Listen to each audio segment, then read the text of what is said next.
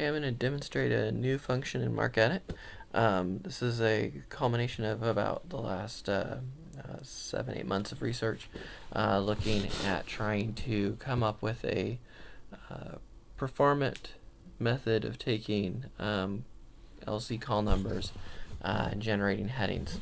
It is possible to generate headings from the call numbers themselves. They're just not usually granular enough. So this process actually works by taking a call number, finding a set of corpus or related records, and then essentially building a set of relationships, a graph that determines what subject headings may be most appropriate for a title.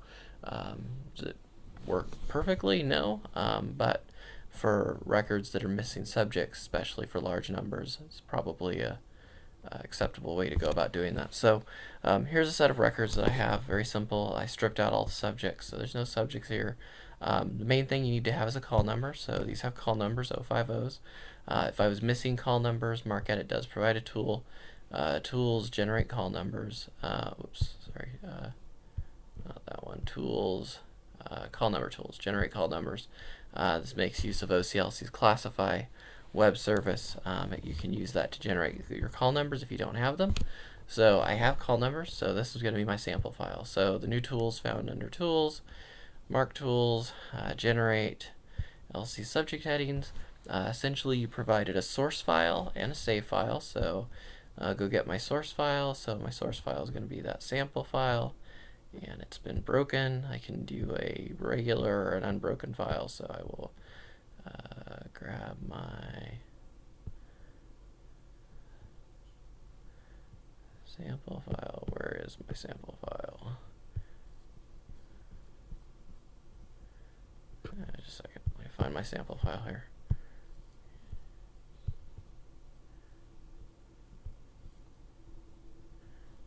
Downloads.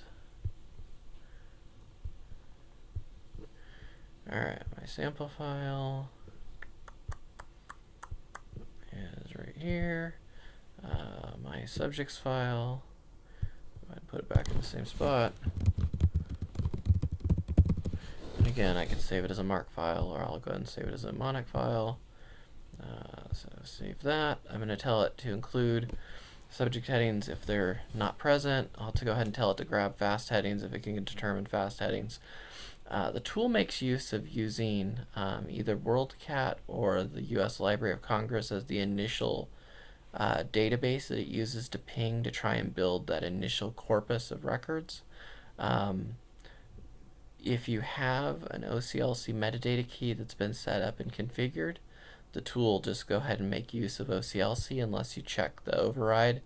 If an OCLC key is not present, then it'll go ahead and just use the U.S. Library of Congress. So I do have an OCLC metadata key, so it should be using OCLC's database to do the process. It'll be faster and a little bit deeper, so we'll go ahead and process it. You'll see it starts generating records. So it's gone through, 72 subjects generated. So we'll go back and take a look and grab our file. And you can see that some subjects here pulled fast headings as well as some other subjects. The way that the tool tries to generate this is it will pull from the individual databases an initial corpus of records. It'll actually do multiple searches, and then based on the queries that it gets back, it'll start to try and determine which threads are the most important, and based on that it may go out and look in other places. So the other set of data that primarily gets used would be Wikidata to try and pull together some related references. This is particularly useful since OCLC has been adding data to Wikidata. Anyways, there's a number of ways that it goes about and pulls data together. Once it gets that information, it pulls it together in the records. What's interesting is that because the tool does this kind of in real time, sometimes threads that are dismissed by the algorithm in one run may take on more prominence in another, since It's doing this generation in real time. So that means that you won't get back the same subjects every time. You'll get probably back nearly the same subjects most times, but you will find some differences if you rerun the program multiple times. The tool works. If you're going to run it against the Library of Congress, you may. It'll be interesting to see if there's going to be questions in terms of the amount of data that gets queried. Hoping there isn't, but we'll see.